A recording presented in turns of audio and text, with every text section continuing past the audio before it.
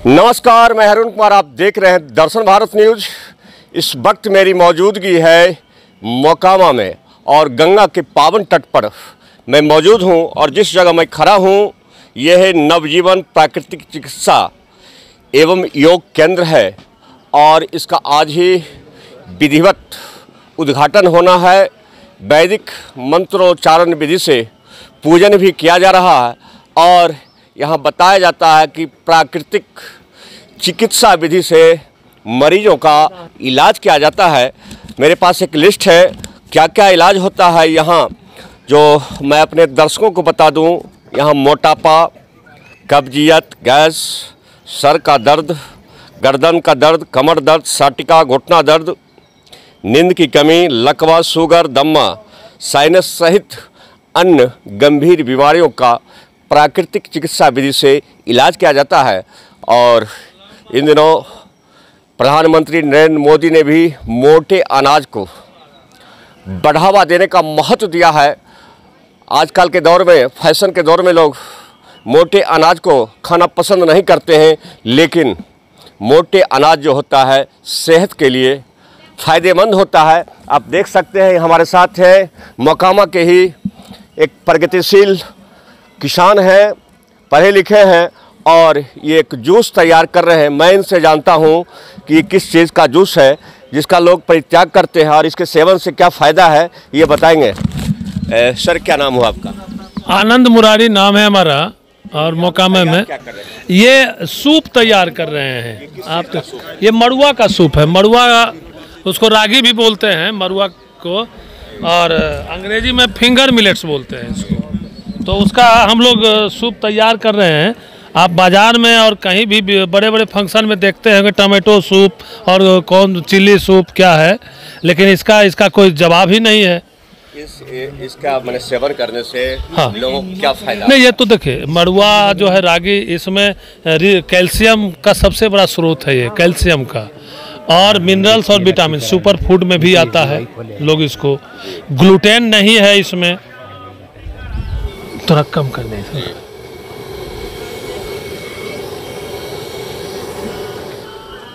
हो गया है हमारा। इसमें हम लोग नींबू डालेंगे और स्वाद के लिए जीरा पाउडर। उसके बाद लीजिए, बहुत सुंदर है, सूप में शानदार है, इसका कोई विकल्प नहीं मिलेगा आपको। और दूसरी चीज़ हम लोग खाने के लिए यहाँ अभी बनाए हैं, पकड़िए, ये देखिए इधर। मैं आपके कैमरा पर्सन से कहता हूँ जरा सा ये दिखलाइए जो बनाए हैं। मुरारी जी, नाम मुरारी जी ने बताए। आनंद मुरारी जी हैं। और देखिए ये खिचड़ी किस चीज़ का खिचड़ी? कोदो का जो 5 श्री अन्न में मोदी जी श्री अन्न नाम दिए हैं, और millets man of India doctor Khadar Vali इसे सिरधान्या कहते थे। तो 5 सिरधान्या में एक कोदो है, कौनी आता है, उसमें कुटकी आता है, खेरही आता है और सामा आता है। 5 श्री अन्न है। तो मुरारी जी, मैं आपको यहाँ रोकूंगा कि आजकल तो लोग इसका सेवन करना नहीं चाहते हैं, खाना नहीं चाहते हैं, पैदा भी कम होता है, तो इससे लोगों को क्या कहेंगे? कैसे किसानों के प्रति, खासकर किसानों को क्या संदेश देना चाहेंगे? देखिए, किसान की बात जहाँ तक आती है तो किसान तो बेचारा है, बेजुबान है, और इसका उत्पादन किसान ही कर सकता है। और इसका उत्पादन बंद होने की वजह जो है वो सरकारी सिस्टम, सरकार की जो व्यवस्था है उसके चलते, चूँकि ये जो चीज़ें हैं अभी महंगा होना चाहिए और अनाज सस्ता हो गया है और लेबर कॉस्ट महंगा हो गया है इसके उत्पादन में। और इसका, और बिहार में उत्पादन तो हो रहा है पूरे देश भर में। आपको कर्नाटका, केरला चले जाइए, तमिलनाडु चले जाइए, क्योंकि जो खादरवल्ली थे ना, इसी को आगे बढ़ाए। ये औषधि के रूप में उपयोग होता है। आप इसके खाइएगा तो रोग ठीक हो जाएगा। खिचड़ी सेवन करने से कौन सा रोग ठीक होगा? देखिए, धीरे धीरे रोग तो सब ठीक हो जाएगा। हर रोग का इलाज मिलेट्स है। श्री अन्न जो है वो सारे रोगों का इलाज है। किसी एक के खाने से भी आपका सारा रोग खत्म हो जाएगा, सारा का सारा। आप इसका सेवन कीजिए, गेहूं और चावल को बाय बाय कीजिए और इसका सेवन कीजिए। हमारे बिहार में जो उत्पादन नहीं होने की वजह क्या है कि यहाँ पे कोई मिल नहीं है उत्पादन। इसको, ये धान है, इसका डिहॉलिंग होना है, हस्किंग होना है, इसका छिलका उतरना है, उसका कोई सिस्टम नहीं है।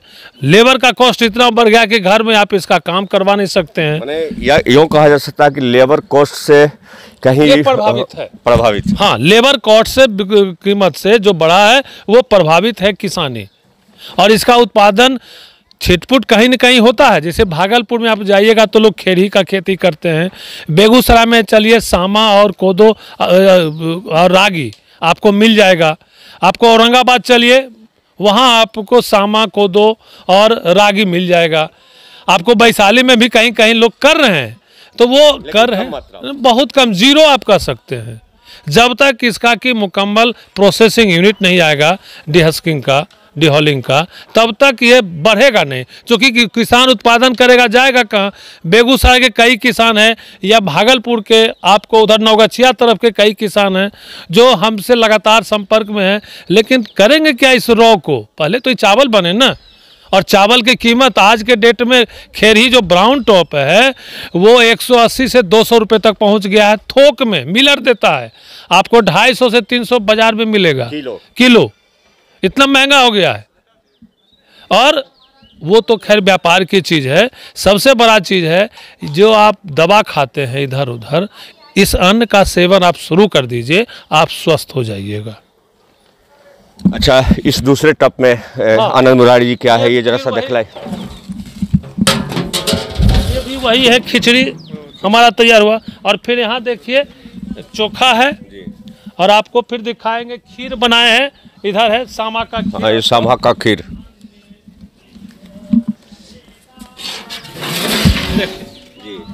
ये खीर है आपका, फर्स्ट क्लास का खीर एकदम बना है। लोग खाएंगे तो फिर देखेंगे कि क्या जवाब है। इस खीर का कोई जवाब नहीं है। दूसरा औषधि है। इसके खाने से क्या फायदा होगा? नहीं, फायदा तो आपको बताए, कोई 5 श्री अन्न में कोई एक आप रेगुलर खा रहे हैं तो आप 6 महीना में सारे रोग को भगा दीजिएगा। चीनी खत्म हो जाएगा, बीपी खत्म हो जाएगा, हार्ट डिजीज जो भी है आपका सब, किडनी, लीवर। चीनी भी दिए होंगे? हाँ, खाने के लिए तो अभी चीनी पड़ा है, अभी नहीं चीनी देंगे स्वाद नहीं आएगा तो क्या खाएंगे लोग। लेकिन गुड़ दे के खाना चाहिए। फिर भी मैक्सिमम से मैक्सिमम जो है हम लोग इसको प्राकृतिक रूप से लेने की कोशिश किए हैं। मुरारी जी, आपको सुनने में आ रहा है कि रिवार्ड भी मिला है हाल फिलहाल में, किस क्षेत्र में मिला है और उसके बारे में आप क्या कहना चाहें? नहीं, हम लोग खेती करते रहते हैं, और खेत में जो किसानों की समस्या आती है उसके लिए काम करते रहते हैं।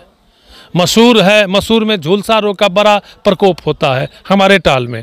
हम 4 साल से एक अनुसंधान करते हैं, और उसको हम बता रहे हैं कि देखो मेरा खेत में झुलसा रोग नहीं है।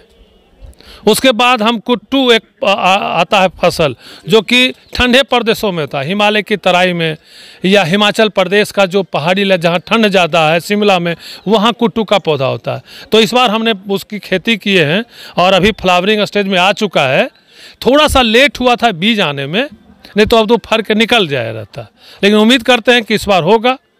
2-3 तरह का हम सरसों की खेती करते हैं जो किसानों के लिए बेहतर से, चूँकि हमारे यहाँ मल्टी क्रॉप लेने का सिस्टम भी है कि मसूर में हम, तो जो हमारा स्थानीय राई है उससे हमारा मसूर का फसल प्रभावित होता है। तो हमने एक जटी गुच्छे वाली सरसों लाए हैं जो उसका फल ऊपर ही होता है, नीचे नहीं होता है। आनंद मुरारी जी, एक सवाल आपसे पूछूंगा कि आजकल के जो युवा किसान होते हैं वो नौकरी करना चाहते हैं, खेती नहीं करना चाहते, खेती से विमुख हो रहे हैं, उनको क्या संदेश देना चाहेंगे? नहीं, देखिए उसका सबसे बड़ा कारण है कि जो इन आउटपुट है कृषि से वो बहुत ही कम। आज देखिए यहाँ मजदूर काम कर रहा है, 8 घंटे के बाद उसके हाथ में मजदूरी होगी। आप जॉब कर रहे हैं तो 31वां दिन, 30 दिन के बाद 31वां दिन आपके खाते में पैसा होगा। किसान 150 दिन काम करता है गारंटी उसके फसल का कि उसका पैसा आ जाएगा? तो गारंटी नहीं है, कैसे नवजुवक आएगा? जहां आकर्षण है नवजुवक जा रहा है।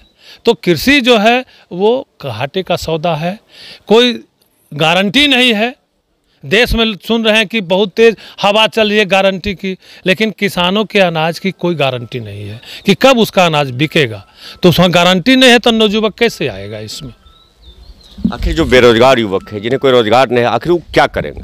देखिए आज भी जो है ना, कृषि क्षेत्र है सबसे बड़ा रोजगार देने वाला क्षेत्र है।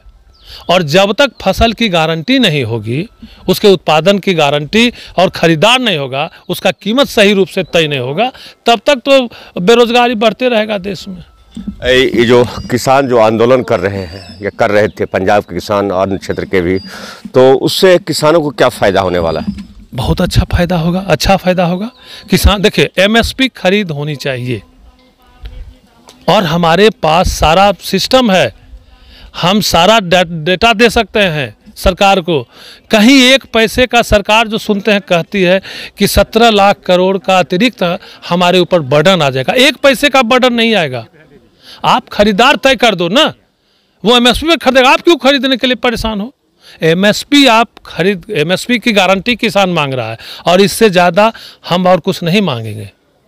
एमएसपी की गारंटी हमें मिल जाए। हमारा जो फसल, अभी मसूर का फसल है, आज के डेट में 6400 का रेट है बाजार का। जब एक महीना में मेरा मसूर आ जाएगा तो 4400 हो जाएगा, 4500 हो जाएगा, तो किसान का रेट है।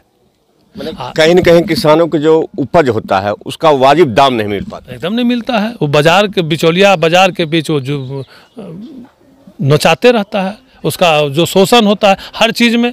जब ज़्यादा उपज हो गया प्याज का, जब ज़्यादा आलू का हो जाएगा तो 2 रुपये 5 रुपये, और जब प्याज शॉर्टेज हो जाएगा तो 50-60 चला जाता है। आनंद मुरारी जी, बिहार में तो डबल इंजन की सरकार है, तो सरकार से आप क्या मांग करना चाहें?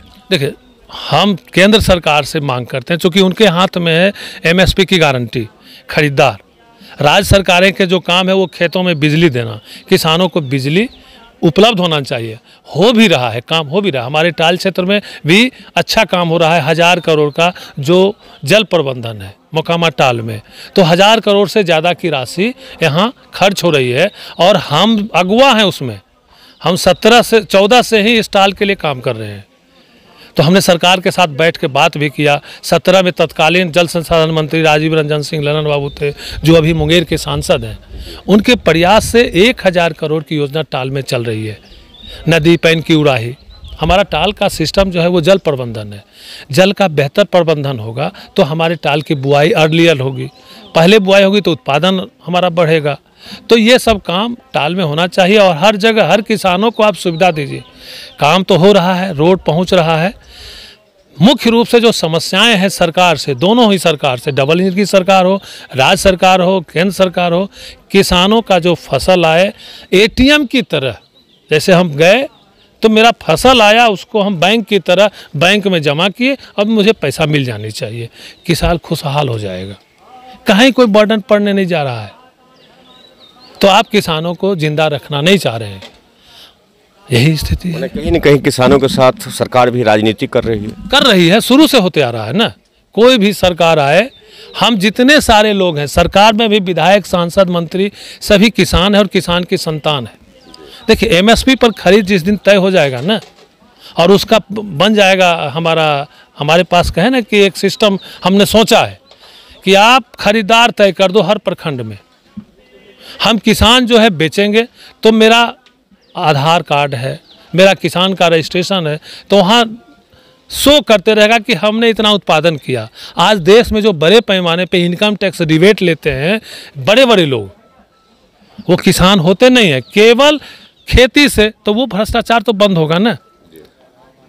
यहाँ पर शो हो जाएगा कि इन्होंने इतना अनाज का उत्पादन किया है, और जो नहीं कर रहे हैं खाते में दिखा रहे हैं केवल कागज़ पर कि हम किसान हैं और इनकम टैक्स का रिबेट ले रहे हैं, तो वहाँ तो शो करेगा कि आपने तो अनाज बेचा ही नहीं।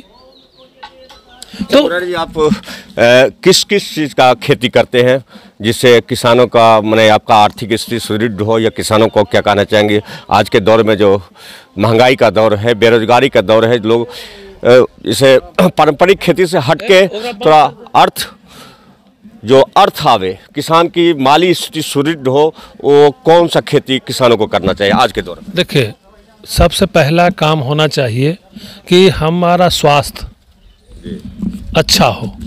आज हम उत्पादन की और आर्थिक स्थिति की जो हम जा रहे हैं, और उसका कारण भी कहीं न कहीं सरकार ही है।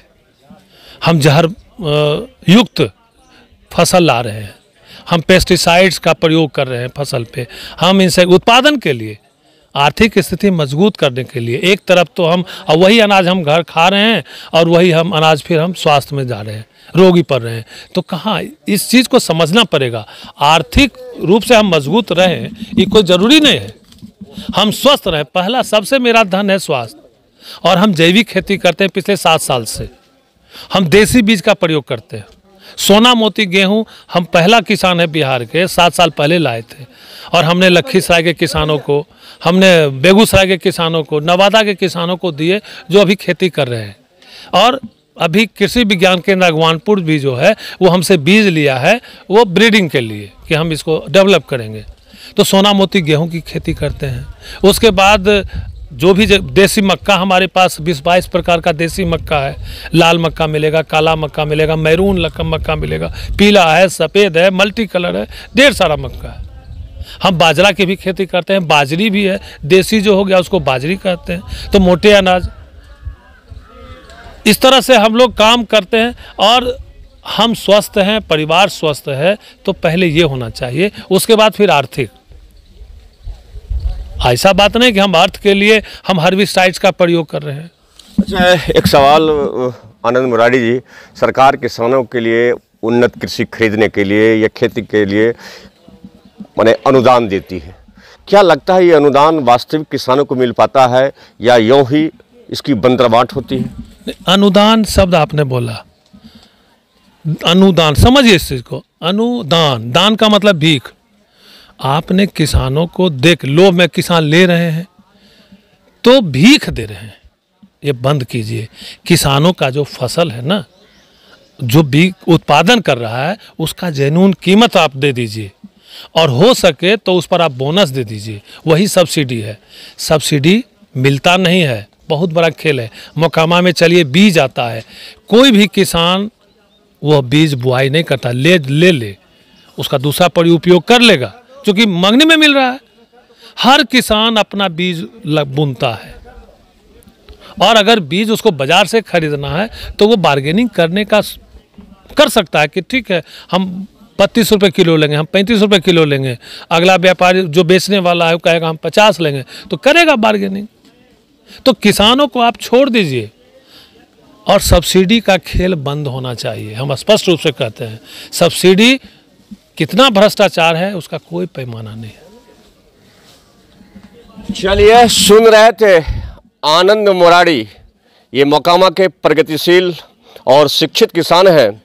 इनका दर्द साफ झलक रहा था। और इन्होंने बिहार की सरकार हो या केंद्र की सरकार हो, यानी यूँ कहें तो डबल इंजन की सरकार से जो सब्सिडी के जो किसानों को दिया जाता है उसमें जो खेल होता है, खेला होता है, बंदरबाट होता है, इनका साफ कहना कि वो बंद होना चाहिए। और ऐसे भी भारतीय कृषि प्रकृति के साथ एक जुआ है क्या आनंद मोहन जी? एकदम प्रकृति के किसान जो है लड़ते रहता है, सबसे लड़ रहा है। आज बॉर्डर पर लड़ रहा है ना, वहाँ पे किसान अपने हक के लिए अपनी आवाज़ क्यों नहीं मांग सकता भाई? और कुछ लोग फैला रहे हैं, गंदगी फैला रहे हैं कि उसका अरे कहता है कि लैंड रोवर और फलना से किसान चलता है। तो जानते हैं 22 करोड़ का उसका एगो भैंसा होता है, 2-2 करोड़ का भैंस, झोंटी, उसको भैंस को 2 झोंटी बोलते हैं। एक भैंस 2 करोड़ में बिकता है। लैंड रोवर का क्या कीमत है? तो वो लोग काम करने वाले हैं, कमाने। वो 3 फसल लेता है पंजाब हरियाणा, अमीर है और लड़ रहा है। क्यों लड़ रहा है सोचना चाहिए। कल न आज न कल वो अपने भविष्य के लिए असुरक्षित है, इसलिए लड़ रहा। तो किसान उधर भी लड़ रहा है और किसान प्रकृति से भी लड़ रहा है। लड़ने के बाद किसान को जो मिलता है बेचारा, वो भी बाजार में फिर नोचा जाता है। तो डेग डेग पर किसान लड़ता है, यही जीवन है किसानों का।